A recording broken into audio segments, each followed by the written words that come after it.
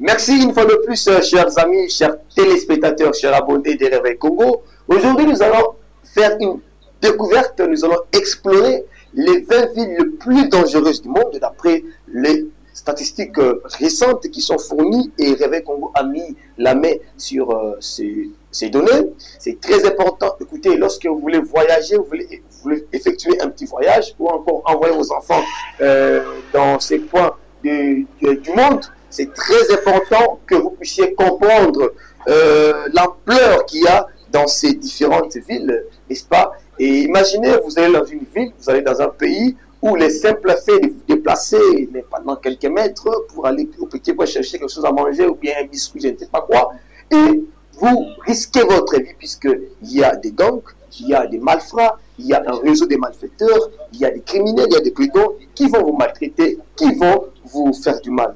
Donc c'est très important ces données que nous voulons fournir ici, cette découverte. Et à la fin, nous allons aussi, n'est-ce pas, vous expliquer les causes profondes, donc les causes de ces différentes, n'est-ce pas, tendances dans ces différentes villes. Pourquoi il y a effectivement, pourquoi ces villes sont ainsi dénommées les villes les plus dangereuses du monde. Mais écoutez, déjà, parmi ces pays, vous avez d'abord, c'est au Mexique où il y a plus de criminalité, mais il y a aussi quelques pays des États-Unis d'Amérique, il y a aussi l'Afrique du Sud, et puis donc voilà un peu, chers amis. Merci, restez avec nous jusqu'à la fin puisque c'est une vidéo découverte et nous allons à l'exploration de ces différentes villes les plus dangereuses du monde. Prêt à découvrir les villes les plus dangereuses du monde? On commence avec Port-au-Prince en Haïti, où vous avez les taux de meurtre par 100 000 habitants, c'est de 139,31. Lorsque vous vous rendez en Haïti, attention, faites très attention, chers amis, vous devez prendre des précautions. Hein, si vous enviez vous déplacer, voyager vers en Haïti, écoutez, vous devez prendre en compte ces informations, c'est très crucial pour vous. Mais vous avez aussi la deuxième ville la plus dangereuse du monde, c'est Colima au Mexique. Colima au Mexique, avec un taux de meurtre par 100 000 habitants de 181,94 au Mexique. Je vous avais dit au début de cette vidéo qu'au Mexique, nous allons rencontrer beaucoup de villes qui sont exposées où il y a un taux croissant exponentiel de criminalité. Et la troisième ville la plus dangereuse du monde, c'est Acapulco. Acapulco, c'est toujours au Mexique. Et là-bas, vous avez un taux de criminalité, donc de meurtres par 100 000 habitants, c'est de 110,50. La quatrième ville la plus dangereuse du monde, chers amis de Réveil Congo, c'est Manzanillo. Manzanillo, c'est toujours au Mexique. C'est toujours au Mexique. Au Mexique, là, maintenant, vous avez un taux de 100,24. Donc, le taux de meurtre, n'est-ce pas, par 100 000 habitants. Imaginez, c'est toujours colossal, chers amis de Réveil Congo. Cinquième ville la plus dangereuse du monde, c'est Ciudad Abrego. C'est toujours au Mexique. C'est toujours au Mexique. Avec 97,23 taux, n'est-ce pas, de meurtre par 100 000 habitants. Sixième ville la plus dangereuse du monde, d'après les informations fournies, les dernières statistiques, c'est Tijuana. Tijuana, c'est toujours au Mexique encore. Toujours au Mexique. Là, vous avez 89,11 taux de meurtre par 100 000 habitants. Et septième ville la plus dangereuse du monde, c'est celle-là. Il y a toujours au Mexique. Toujours au Mexique avec 87,37 meurtres, n'est-ce pas? Donc, taux de meurtre par 100 000 habitants. Et huitième ville la plus dangereuse du monde, toujours au Mexique, cette fois-là, c'est Zamora. Zamora avec 85,29 taux, n'est-ce pas, de meurtres par 100 000 habitants. Neuvième ville la plus dangereuse du monde, nous passons maintenant, c'est Caracas. C'est à Caracas, Caracas, je pense que la région est avec moi, c'est Caracas au Venezuela. Au Venezuela, là-bas, vous avez 79,42 taux de meurtre par 100 000 habitants. Dixième ville la plus dangereuse du monde, chers amis de Réveil Congo, c'est Fortaleza. Fortaleza, c'est au Brésil, avec 75,50, n'est-ce pas, taux de mètres par 100 000 habitants. 11e ville la plus dangereuse du monde, c'est Kingston, au Jamaïque, donc avec 74,12, n'est-ce pas, taux de meurtre par 100 000 habitants. Et 12e ville la plus dangereuse du monde, c'est San Pedro Sula. San Pedro Sula, c'est à Honduras. À Honduras, là, vous avez 79,45 taux de meurtre par 100 000 habitants. Quand je dis 100 000 habitants, vous comprenez donc. Et puis 13e ville la plus dangereuse du monde, cette fois-là, c'est en Afrique du Sud, bien sûr. C'est Durban en Afrique du Sud. Vous avez le taux de meurtre par 100 000 habitants évalué à 70,98.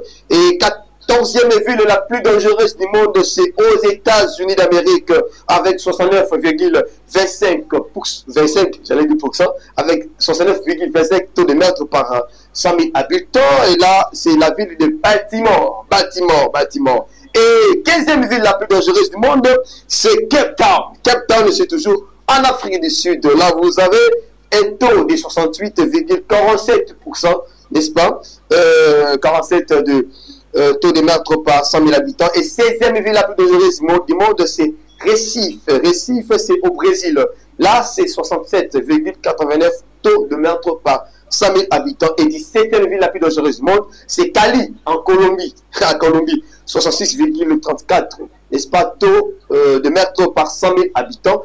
18e ville la plus dangereuse du monde, cher ami de Réveil Congo, c'est Saint-Louis, aux États-Unis d'Amérique. 65,78